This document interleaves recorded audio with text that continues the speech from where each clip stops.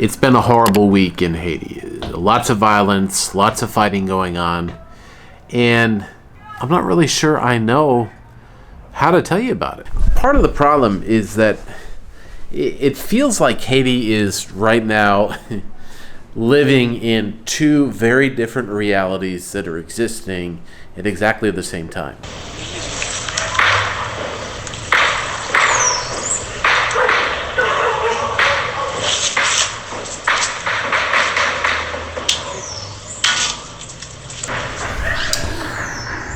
That's a voice message that somebody down in Clare took and sent into one of the security chats that I'm a part of.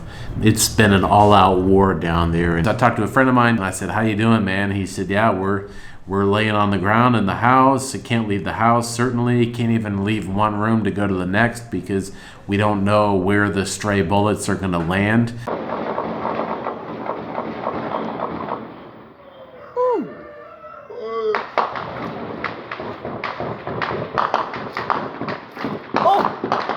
I talked to one of my students today who lives down there. He said, "Well, I had to take my wife and kids out of the house, put them in a safe place, and I came here to class, and then I'm going to go back down and sleep in the house by myself because I'm afraid if there's nobody in the house that the gangs could take it over and then I'd lose it all together."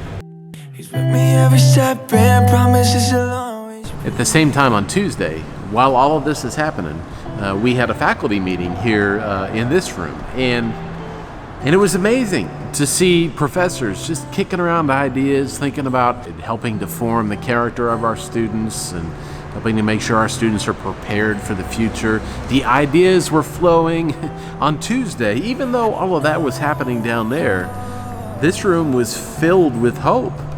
You're never alone. On Tuesday, here in this room, it was filled with hope.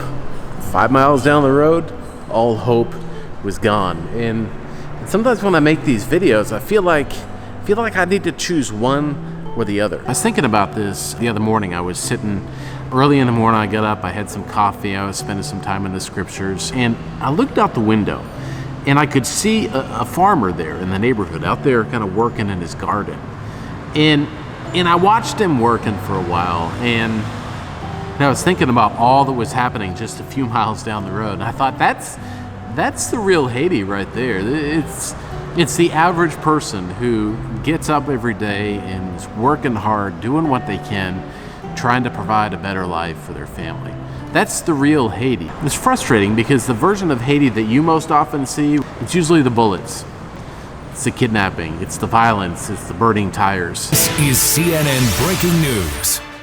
That breaking news is coming out of Haiti. That's where Americans are trapped in a Port-au-Prince hotel. It's as common as the tire fires burning here in the streets of Port-au-Prince. Haiti is one of the kidnapping capitals of the world. Violent gangs have taken further control of the region in the wake of the country's recent unrest following the assassination of Haiti's president. That's not the Haiti that we see. You're never alone. I have a friend of mine who's a journalist. He's a guy who's a published author, written a bunch of books. He's written in a lot of well-known publications. I was talking to him on the phone a couple weeks ago, and he was telling me that what he would like to do would be to come into Haiti and to travel around a little bit and do a story looking at kind of the life of the average person and maybe even looking at some of the impact that the crisis is having on them. But just tell some of the stories of the real Haiti. And he's like, "Luke, I even told them I'd be willing to fly myself down there. I just need someone who's willing to publish it." He hasn't been able to find anybody.